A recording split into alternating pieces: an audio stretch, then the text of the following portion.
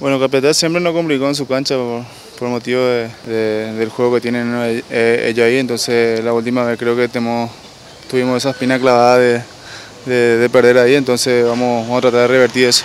Ya un poco suelto después de toda esa pretemporada que hicimos, entonces demostramos el buen juego que tuvo de vuelta Guaraní y sobrellevamos dentro de la cancha eso. Sí, gracias a Dios hemos iniciado muy bien el torneo, sabemos que queda mucho, que estamos recién al inicio. Capiatá también un duro rival, hoy en día en el fútbol no hay que subestimar a nadie. Sí, fortalece en el sentido de que uno en la pretemporada trabaja justamente para llegar de la mejor manera al inicio del torneo y a partir de ahí seguramente darnos cuenta que estamos por el buen camino, que estamos haciendo muy bien las cosas y de seguir en esa línea. Nosotros de seguir sumando, de seguir motivándonos y también porque no sirve para poder llegar de la mejor manera a la Copa Libertadores.